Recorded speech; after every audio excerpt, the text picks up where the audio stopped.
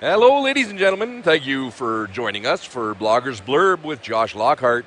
And we got some kind of cool things to talk about here to start this blurb. It's a cool thing. First, the blue hair. Is that where you That's, wanted to go there first? you go. How about that blue hair? Oh, it is something. Like, I knew they had blue hair. You've seen the pictures of it. Sorry, we're talking about the Thundercats. Yes, so that's right. Right. But it's something else seeing it live. That is blue. It is blue. And I don't know if you were here way back when, but I remember the Dynamiters in the first round. Senate Patton, Dooley. Oh, the Hubshirt, half red, half red, half black. I remember, that was my first year supporting the Dynamiters. Yes, yeah, so that was pretty cool to see, and I guess they're in the spirit of that over there in Creston. And no dyed hair for the Dynamiters, but they're playing match for match here tonight against the Thundercats. So it's been a good game. Yeah. Oh, it's been a fantastic game. It's a 5-shot difference, but it's been really close. Now. It was amazing just trying to walk over from the media side to this side, how many people have stopped me. But depending on who you talk to, the officiating's been great, and it's been terrible, which always happens. The Kimberley fans are upset about the goaltender interference call that they felt should have been a penalty shot or something along those lines, stripping. And the Creston fans, I think it's been more with the linesmen. There's been some frustration with that. But anyway, there's always something to be upset about with the officials. But I know I've been kind of I don't want to say unfriendly, but I always need to remind myself that these are junior B learning how to officiate officials as well. So, yeah, and you're right, Dan. I mean, I think these guys, they don't get paid a whole lot, I'm sure. They come to these games and try to officiate, and we're never, everybody's never going to be happy with that, right? But you're right, the offsides or not the offsides, sorry, but the face-offs, I guess they're a form of art, and they really had to be followed there in the first period. There was quite the delay. Yeah, a little bit more of a science, too, and an art. But, so the other thing I wanted to mention was just the league came out with division semifinal stars. Now, it looks like they had differentiated that one was more than the other. Like, James Farmer was a star, but there's his name listed and then a space between the other three as if he was the preferred one. But I thought they were just naming a star from each of the series, and those were the division stars. But whatever. So James Farmer, who's been outstanding, if you go back into the regular season, he's on a 10-game point streak. 16 points in the playoffs so far, and he's been in on like 11 of the Dynamiters power play goals. So he's, as any forward, going back to defense, you don't like that, but he's really showing that he belongs on the back end and is almost a Drew Doughty on the back end, or Brent Burns right now, I think is the NHL comparison. I got to mention too, James Farmer, clutch. A very big leader on this team, but coming into the playoffs where the Dynamiters had a pretty weak, January, February. Yes, they did. They had a streak there of some tough games, and James Farmer kind of picked up the team and carried them into the playoffs on a high note, and he just continues to put the puck in the net or get assists. So one of the leading scorers in the playoffs so far, and it's no surprise a good leader like that is going to, take the ball by the horns. Absolutely. Now, on the other side, there's... Or the cat by the ears, I guess. Yeah, the Thundercat by the ears. That's right. Speaking of the Cats, Thomas Kinkovich was the star of their series. He had 4 goals, 8 assists in 4 games. So that's impressive. Yeah, no kidding. And one of those was a game-winning goal as well. So now Kinkovich has been a little bit quieter so far this series. It's really been Wilkie who scored a goal tonight, and Anselmo who scored. Was it Anselmo? I'm totally gapping now. But who scored 2 goals on? Oh yeah,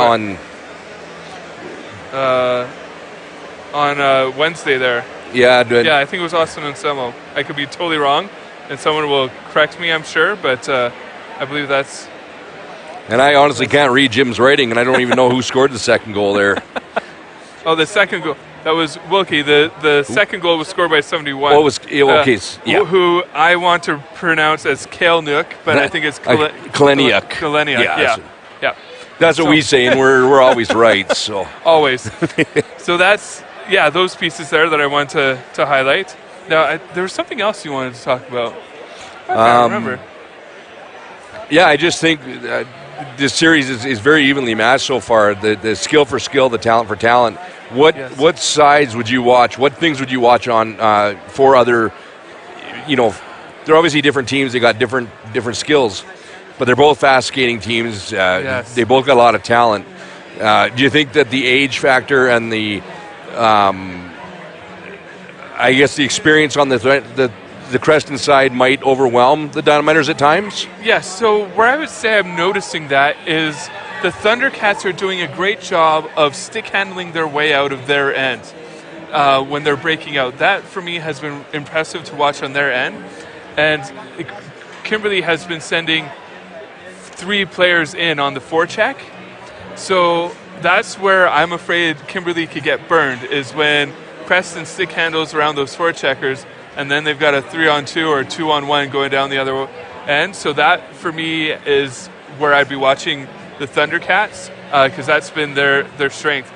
Kimberly, they're facing Brock Lefebvre, who is an awesome goaltender. Nothing against Campbell. He's a rookie this year, but Lefebvre's been around a couple of years. We've seen him. We know he can be consistently a brick wall. So you got to keep firing shots at him from any angle, which is what Fernie did against Campbell in Game 6 last week. They just fired from weird angles, and they were able to beat Campbell. It's the same thing with Lefebvre. You've just got to fire the pucks on net. Yeah, and you're right. They're 2 great goaltenders, but a seasoned veteran is Brock Lefebvre, and when he's healthy and on his game, like you said, he's a brick wall in there. Yeah. And Campbell's showing he's playing shot for shot here tonight with them, being really severely outshot the other night. Right. At one point, it was, I think, 28-9 or something like that. And Campbell really kept him in the game. And we were doubled. It was like 46-21 or something like that in shot. So that was a very impressive game for Campbell. So even though it was a 4-1 loss, I was still really impressed with his performance. So it's been, he's been great since that 6-5 loss to Fernie. Ever since then, Campbell's put up his own brick wall. Hey, you're right. Done his job to keep the Dynamiters in the game. And that really does say something about Campbell being a rookie this year in the KIJHL, coming from the AJHL, and really solidifying his job as the number 1 goaltender here and rebounding like he did, and to win the series, in the next couple games after that, showed that he's a good goaltender, and he definitely needs a good nod out to him too. Yeah. Now, one thing that a parent stopped me, there was a Dynamiter player who broke 2 sticks during that period, Tyler Van Steinberg.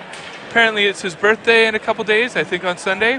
So she would like to start a GoFundMe to replace those hockey sticks. They're so not cheap anymore, are they? No. Wow, yeah, no kidding. I'll go GoFundMe, everybody listening here tonight. Let's get that started. I just told her, whatever you got him for his birthday, return it and get him hockey sticks. Yeah, maybe Trevor can send him a couple back over here too. Yeah, totally. Right on. Well, we talked about a few things here tonight, but one thing I got to mention is, everybody talks and ramps up about the Fernie Ghost Riders Kimberly Dynamiter rivalry and how the fans come out in droves for those games. I am really impressed here. Great coming out for a bunch of Creston fans, and the Nitros fans are here as usual. So I'm very impressed by this crowd.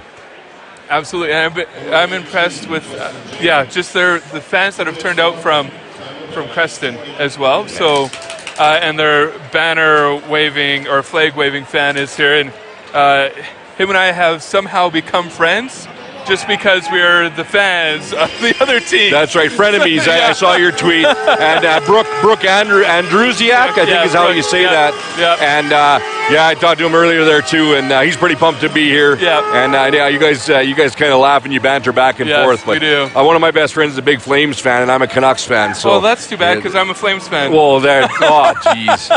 Not frenemies, I guess. There right? we go. There you go. Right on. Well, thank you very much, Josh Lockhart, for Bloggers Blurb tonight. Thanks for listening, everybody. Get ready for the second period.